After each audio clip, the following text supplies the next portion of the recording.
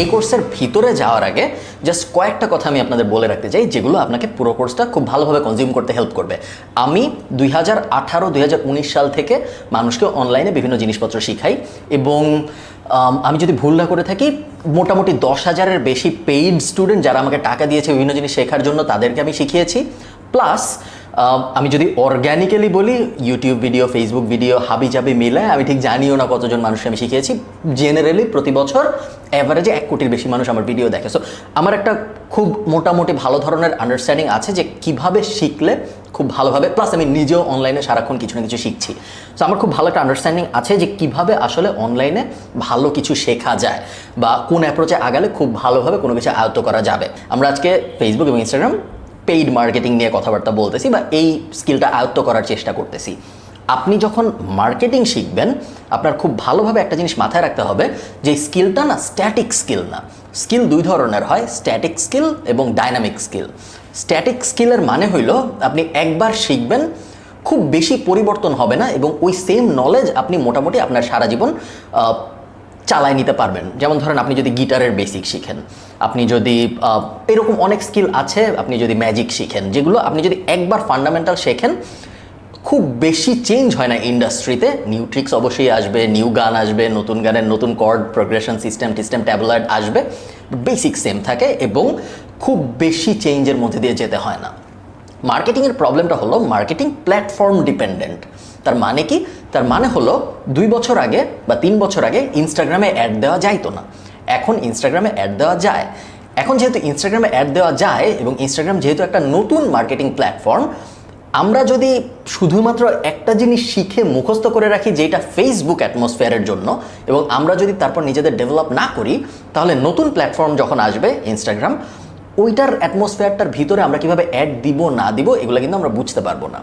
So এই কারণে মার্কেটিংকে আমরা বলি ডাইনামিক স্কিল, যেটার জন্য আমাদের প্রতিনিয়ত শিখতে থাকতে হয়, অনেকটা ডাক্তারির মতো, বাট আরও অনেক সস্তা লেভেলের। তো 3টা ব্যাপার আছে, যে 3টা ব্যাপার আমি চাই আপনারা মাথায় রাখুন কোর্সের আরও ভিতরে ডিপ ডাইভ করার আগে। প্রথমটা হলো you are learning a skill.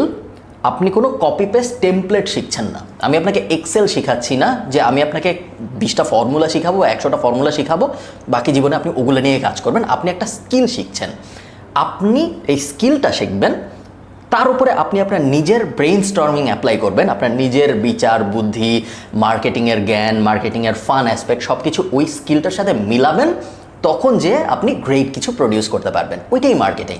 আপনি যদি শুধু ভাবেন যে এটা একটা অঙ্কের মতো, মার্কেটিং কিন্তু পুরোপুরি অঙ্ক না।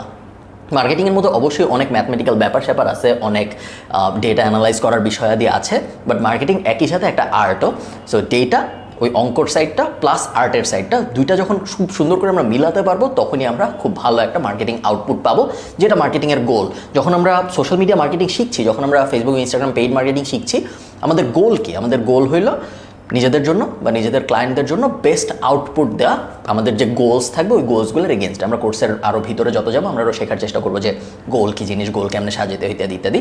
বাট এই জাস্ট ব্যাপারটা মাথায় রাখবেন যে আপনি একটা স্কিল শিখছেন, আপনি কোনো টেমপ্লেট শিখছেন না যেটা আপনি মুখস্থ করে অ্যাপ্লাই করে ফেলবেন।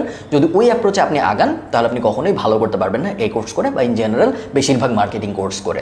সেকেন্ড পয়েন্ট হইল ডিজিটাল দুনিয়াটা না প্রত্যেক দিন চেঞ্জ হয়, এবং এই কোর্স তো আমি এখন রেকর্ড করতেছি। তো এই কোর্স রেকর্ড করে আমি বাসায় যাব, তার মধ্যে নতুন কিছু এসে যাবে, এবং এইটা কখনোই সম্ভব না কারো পক্ষে। ডিজিটাল মার্কেটিং এখন মাস্টার্স হয়, আমি নিজে ডিজিটাল মার্কেটিংয়ে মাস্টার্স করেছি। আমি মাস্টার্স শেষ করেছি 2018 সেপ্টেম্বরে, এবং এখন পর্যন্ত সম্ভবত আর কেউ ডিজিটাল মার্কেটিং মাস্টার্স করে নাই। আমি ভুল করে থাকতে পারি, বাংলাদেশের কথা বলছি, আরও 2-1 জন করে থাকতে পারে, বাট ডেফিনেটলি 10 জনের বেশি করে নাই।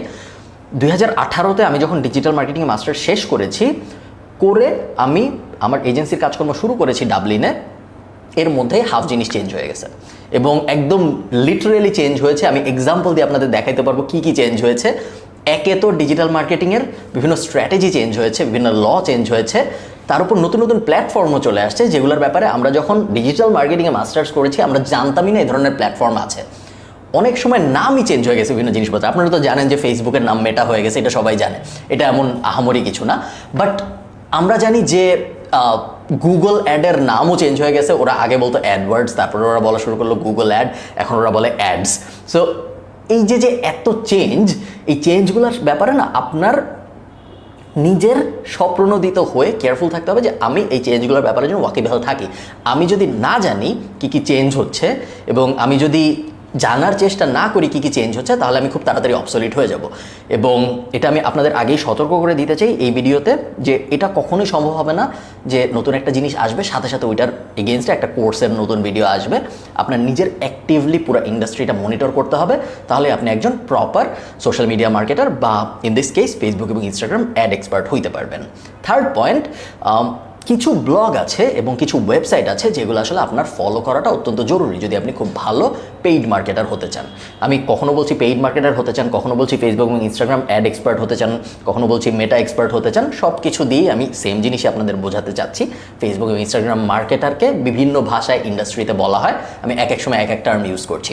সো কিছু ব্লগ আর কিছু ওয়েবসাইট আছে, ঠিক এই লেসনের পরের লেসনেই আপনি ওই ব্লগের লিস্টগুলো পেয়ে যাবেন এবং ওই ওয়েবসাইটগুলোর লিস্টও পেয়ে যাবেন। ব্লগ বলতে মূলত সাধারণত বলা হয় রিটেন ফর্মের লং ফর্ম কন্টেন্টকে অনলাইনে, আর ওয়েবসাইট তো ওয়েবসাইটই। কিছু ইউটিউব ভিডিও আছে, কিছু পডকাস্টও আছে। পরের লেসনের সব কটার লিস্ট দেওয়া থাকবে। আমার রেকমেন্ডেশন হবে আপনি ব্লগগুলোয় যাবেন, আপনার ইমেল দিয়ে সাবস্ক্রাইব করবেন, ওয়েবসাইটগুলো আপনি কোথাও লিখে রাখবেন বা আপনার যে ব্রাউজার ওখানে বুকমার্ক করে রাখবেন, প্লাস আমি যে ইউটিউব চ্যানেলগুলো দিব ওগুলাই সাবস্ক্রাইব করবেন, প্লাস আমি যে পডকাস্টগুলো দিব, আপনার যদি পডকাস্ট শোনার অভ্যাস থাকে তাহলে তো খুবই ভালো, যদি না থাকে আপনি যদি অ্যান্ড্রয়েড ইউজ করেন তাহলে স্টিচার বা স্পটিফাই, এই দুটো হলো পডকাস্ট শোনার ফ্রি অ্যাপ। আপনি যদি অ্যাপল ইউজ করেন তাহলে আইটিউনস অথবা স্পটিফাই আপনি অ্যাপেলে ইউজ করতে পারেন, অথবা অ্যাপেলে আরও অন্যান্য অনেক অ্যাপ আছে যেগুলো ব্যবহার করে আপনি আসলে পডকাস্ট শুনতে পারেন। যেখানেই আপনি শোনেন সব পডকাস্ট সাধারণত সব জায়গায় অ্যাভেলেবল থাকে। ইকোসিস্টেমের ভেতরে চলে যেতে পারাটা খুব বেশি জরুরি। সো যেই পুরো লিস্টটা আমি দিব চেষ্টা করুন প্রত্যেকটায় কোনো না কোনোভাবে সাবস্ক্রাইব করতে এবং প্রত্যেকটায় প্রত্যেক সপ্তাহে মিনিমাম একবার হলেও যেতে। এতে করে যেটা হবে, অ্যাটলিস্ট প্রথম 6 মাস এটা করার চেষ্টা করুন। এতে করে আপনি খুব সুন্দরভাবে নিজেই বুঝে যাবেন যে এই ইন্ডাস্ট্রিটা কোন পেসে মুভ করে, কোন পেসে মুভ করার জন্য কি কি করতে হয়, বা কোন আপডেট আসলে পুরো ইন্ডাস্ট্রি কীরকম রিয়্যাক্ট করে, কখন অ্যাডের বাজেট বাড়ে, কখন অ্যাডের বাজেট কমে, ওইটার কারণে আপনার নিজের যে ক্যাম্পেইনগুলো চলতেছে ওগুলোর উপর কীরকম ইম্প্যাক্ট পড়ে, সব কিছু আপনি বুঝে যাবেন যদি আপনি এই যে রিসোর্সগুলো এগুলো ব্যবহার করতে পারেন, এগুলার ব্যাপারে অ্যাওয়্যার থাকতে পারেন। জাস্ট এই ব্যাপারগুলো মাথায় রাখবেন। আপনাদের সাথে আমার দেখা হচ্ছে পরের লেসনে। টাটা।